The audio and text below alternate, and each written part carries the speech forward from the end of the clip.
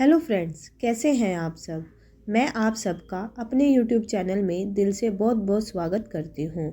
दोस्तों, आज मैं आपको सूर्यपुत्र यम मृत्यु के देवता कैसे बने ये कहानी बताने जा रही हूँ। तो चलिए स्टार्ट करते हैं। हिंदू धर्म में यमराज को मृत्यु का देवता माना जाता है।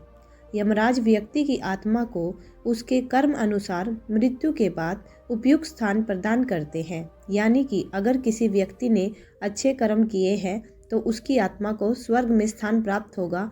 वहीं अगर किसी व्यक्ति ने बुरे कर्म किए हैं तो उसकी आत्मा को नरक की प्रताड़ना भोगनी पड़ेगी।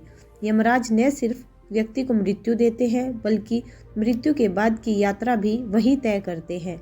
लेकिन क्या आप जानते हैं कि आखिरकार यमराज मृत्यु के देवता कैसे बने? तो चलिए मैं आपको उसके पीछे की कहानी सुनाने जा रही हूँ। एक बार यमराज और शनिदेव में युद्ध छिड़ गया। अपनी अपनी माताओं के अधिकार के लिए दोनों भाई आपस में लड़ पड़े थे। कई महीनों तक युद्ध चलता रहा और शनिदेव और यमराज के बीच का युद्ध भयंकर मोड़ लेने लगा।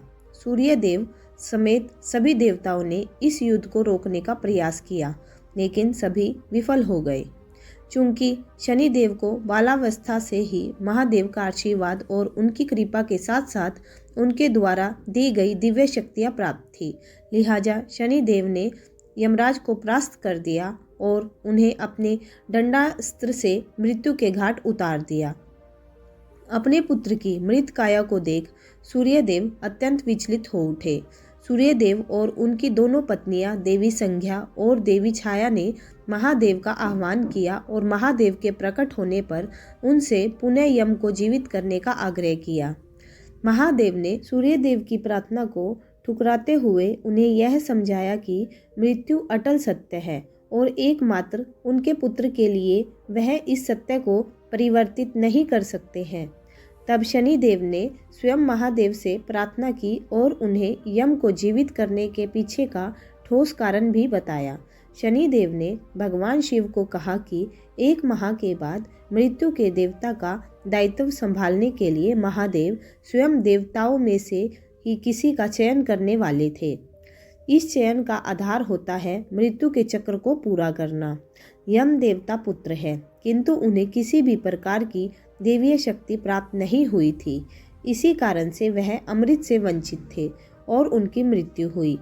इस तरह यम ने मृत्यु का चक्र सर्वप्रथम पृथ्वी पर पूरा कर लिया है। इस आधार पर महादेव को यम को न सिर्फ जीवित करना चाहिए बल्कि उन्हें मृत्यु का देवता भी बनाना चाहिए।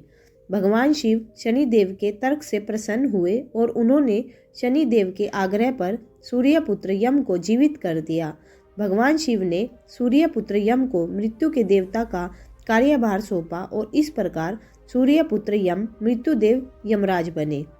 दोस्तों, यमराज के मृत्युदेव बनने की यही एक रोचक कहानी थी। तो आपको हमारी ये कहानी कैसी लगी आप हमें कमेंट करके ज़रूर बताइएगा। अगर आपको हमारी कहानी पसंद आई है तो अपने सभी दोस्तों के साथ शेयर भी कीजिएगा। तो चलिए दोस्तों, मिलते हैं अपनी नेक्स्ट वीडियो में एक नई कहानी के साथ। तब तक के लिए बाय।